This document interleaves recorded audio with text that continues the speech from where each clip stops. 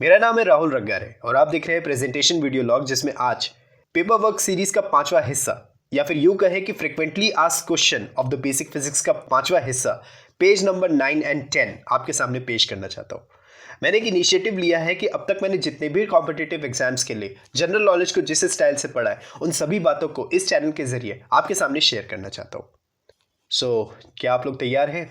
तो बिना कोई समय बर्बाद किए मैं आपके सामने जो है पॉइंट्स रखना चाहता हूँ। First point of the page number 9.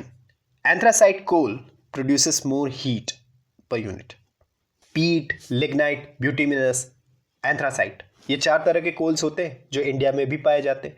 तो उसमें से एंथ्रासाइट कोल ज़्यादा हीट जो है वो प्रोड्यूस करता है। ये केमिस्ट्री का पार्ट है, लेकिन फिर भी यहाँ पर जो है वो बता दिया हो, तो आप बेहतर है कि इस पॉइंट को जो है वो नोट कर लीजिए।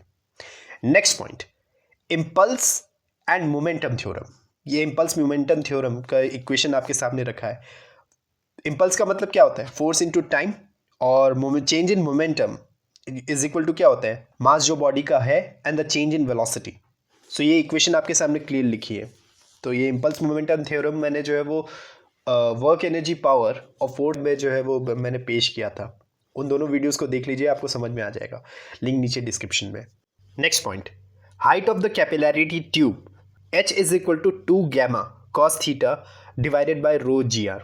इस चीज़ को मैंने जो है वो प्रेशर पार्ट 4 में मैंने जो है वो एक्सप्लेन किया था, प्रिंसिपल ऑफ कैपिलैरिटी। और इसमें साइड में देखिए तो ब्लू पेन से मैंने जो है वो लिखा हुआ है कि it comes while balancing the surface tension and pressure of the liquid in the capillarity. Yes, ये बात सही है। तो इक्वेशन ज़्यादा इंपॉर्टेंट नहीं है स्टैटिक जनरल नॉलेज के हिसाब से, अगर देखा जाए तो। आप चाहे तो इसे इंजीनियरिंग में या फिर 12th में आप इसकी जो है वो बहुत बड़ी भूमिका रहती है, खासतौर से 11th क्लास में हॉरिबल रहती है, लेकिन फिर भी स्टैटिक जनरल नॉलेज के हिसाब से आप इसे ओवरलुक कर सकते हैं। लेकिन याद के लिए एटलीस्ट इस पॉइंट को लिख लीजिए, आपको पता चल जाएगा। ओके, आई होप आपने ये पॉइंट लिख लिया होगा। नेक्स्ट पॉइंट पर मैं आता हूँ। Mass of the star is 2 times that of the mass of the sun and there निकला हुआ neutron star will came to an end. तो ये न्यूट्रॉन स्टार क्या होता है? ये एक स्टेलर रेमिनेंट होता है, जो कि सूरज से निकलने वाली रे जो रहती है वो ग्रेविटेशनल कोलैप्स हुआ था कुछ समय पहले। ये चीज़ जो है वो पाई गई थी, उसी के कारण ये पॉइंट मैंने लिखा है। और ये क्या है, कंपटीशन में बहुत बार रिपीट भी हुआ था। सो आप याद के लिए इस पॉइंट को जो है वो लिख लीजिए। आई होप आपको ये समझ में आ गया हो जितना भी मैंने कहा। नेक्स्ट पॉइंट पर मैं आता हूँ। Birds have no respiratory trouble at the time of flying at the high altitude because birds have large extra air sacs. उनके लंग्स जो रहते हैं बर्ड्स के अंदर, एयर सैक्स उसको बोलते हैं। तो उसकी भले वो दिखने में छोटे रखते हैं, लेकिन वो ज़्यादातर ऊंचाई पर जो है वो ज़्यादा ऊंचाई तक वो लोग जो है वो जा सकते हैं। इंसान जो है वो ज़्यादा ऊंचाई तक नहीं जा सकता। करके देख लो, आप ऊपर जाके देख लो, आपका जो है वो मतलब सांस रुकने लगेगी, क्योंकि वहाँ पर क्या है, एटमॉस्फेरिक प्रेशर जो है वो ज़्यादा रहेगा, हवा का दबाव जो है वो ज़्यादा रहेगा, जिसकी वजह से वहाँ पर जो है वो हवा पतली होने लगेगी। आपका वहाँ ऊपर जो है वो सांस लेना मुश्किल हो जाएगा। तो आई होप आपको ये पॉइंट समझ में आ गया होगा। नेक्स्ट पॉइंट पर मैं आता हूँ। By electrostatic image making the xerox machine works on paper. ये पॉइंट इंपॉर्टेंट है, आप इसको नोट कर लीजिए। वो जो जीरोक्स मशीन जो रहती है, फोटोकॉपी की जो मशीन रहती है, वो इलेक्ट्रोस्टैटिक इमेज मेकिंग की फिनोमिना पर जो है वो काम करती है। ये कई सारे जो है वो कॉम्पिटिटिव एग्जाम्स के क्वेश्चन बैंक पर जो है वो लिखा हुआ था, तो मैंने इस ऑप्शन पर जो है वो मार्क्ड था, तो मैंने इस पॉइंट को जो है वो बनाए थे, तो मैंने लिख लिया। तो आप भी लिख लीजिए, बेहतर है, एग्जाम में बहुत काम आएगा एज ए रिविजनल पॉइंट्स के तौर पर। नेक्स्ट पॉइंट, पेज नंबर 10 में मैं आता हूँ। नेक्स्ट पेज में मैं आता हूँ। Snow on the mountain does not melt at once when it is heated by the sun because most of the heat is reflected from the sun due to white color of the snow। और ये सही भी बात है। अगर जैसे मान लो पहाड़ी इलाकों पर जाओगे, पहाड़ी इलाकों पर डेफिनेटली धूप पड़ती होगी, तो सडनली अगर जैसे मान लो धूप निकल जाए तो वो एकदम से जो है वो मेल्ट नहीं होती है, because of the white colour. वो चीज़ क्या करता है, सूरज से भी जो है वो क्या आती है, सफ़ेद किरणें आती है। वो जो फिल्टर्ड रेडिएशन रहती है वो उससे भी तो सफ़ेद किरणें आती होगी ना, तो वो क्या हो जाता है, रिफ्लेक्ट हो जाती है। लेकिन रिफ्लेक्ट होने का मतलब ये नहीं है कि वो थोड़ा बहुत जो है वो हीट जो है वो प्रोड्यूस करेगा, जो माउंटेन पर जो स्नो है, और उसी के कारण क्या होगा, वो धीरे धीरे जो है वो मेल्ट होने लगेगी। पर सडनली जो है वो मेल्ट नहीं होता, वो 1-2 दिन बाद जो है वो मेल्ट होती है। ऐसा मेरा इंटेलेक्ट कहता है। आपके हिसाब से क्या कहता है, आप मुझे कमेंट सेक्शन नीचे इस वीडियो के कमेंट बॉक्स में मुझे कमेंट करके ज़रूर बताएं। आई होप आपने ये पॉइंट लिख लिया होगा। नेक्स्ट पॉइंट पर मैं आता हूँ। Holography is a recording method of a permanent 3D photograph for a single and multi colour. I don't know ये होलोग्राफी क्या होता है। ये कॉम्पिटिटिव एग्जाम्स की क्वेश्चन बैंक की बुक में लिखा हुआ था, तो मैंने इस चीज़ को नोट कर लिया था। रिकॉर्डिंग मेथड कहलाता है असल में ये होलोग्राफी। 3D फोटोग्राफ अगर आपको बनाना है तो बेहतर है कि इस पॉइंट को लिख लीजिए। Next point, water boils at lower temperature on hills because there is a decrease of air pressure on the heal.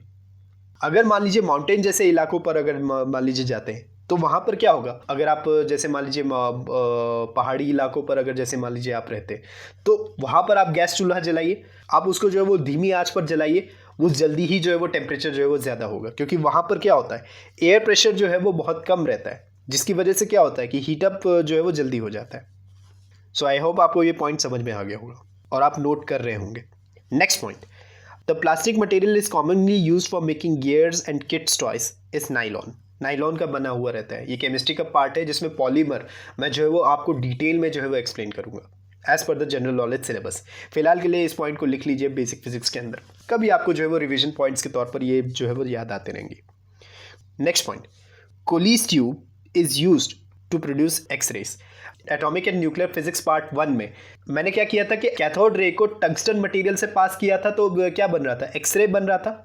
तो ओरिजिनली जो है वो यही चीज़ है, कोलीज ट्यूब जो है वो उसी का समूह रहता है, ठीक है। तो कोलीज ट्यूब से जो है वो एक्सरेज बनती है। तो इस पॉइंट को नोट कर लीजिए, ये बहुत बार पूछा गया है और मैंने इसे नोट कर लिया था। नेक्स्ट पॉइंट तो मैंने वो वही atomic and nuclear physics part 1 में बताया था कि जीन म्यूटेशन जो है वो किससे होती है, गैमा रेज से होती है। उस पॉइंट को नोट मत करना जो मैंने पेंसिल से लिखा है, remember Hulk movie, gamma rays से वो बना है, बट वो फिक्शन की कहानी है।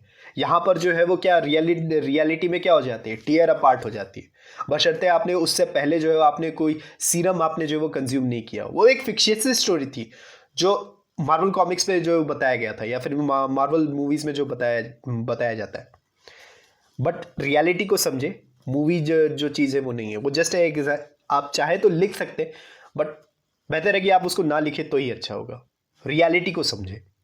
ओके, नेक्स्ट पॉइंट पर मैं आता हूँ, लास्ट पॉइंट पर मैं आता हूँ, पेज नंबर 10 का। The easiest way to liquefy the gas the condition is low temperature and high pressure. ठीक है, अगर जैसे मान लीजिए आप कहीं पर भी हैं, ज़मीनी इलाके पर है, तो क्या करो, ठंडा रूम इजीली ठंडा करने के लिए क्या करो, हाई प्रेशर में रखो और बहुत ही कम टेम्परेचर रखो, वो अच्छे से जो है वो क्या हो जाएगी, गैस को लिक्विफाई किया जा सकता है। वेपर या गैस को लिक्विड में चेंज करने की प्रोसेस क्या कहलाती है, लिक्विफिकेशन या फिर कंडेंसेशन कहलाती है। तो वही तरीका है कि lower temperature and higher pressure से। So that is all for today. This was the 9th and 10th page of the FAQ of the basic physics. I hope आपने ये सारे पॉइंट्स जो है वो नोट कर लिए होंगे।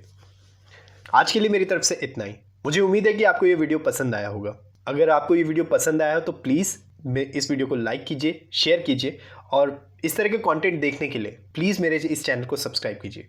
मिलता हूँ आपको अगले वीडियो में। This is Rahul Rangare. Thank you very much for watching this video. Have a nice day.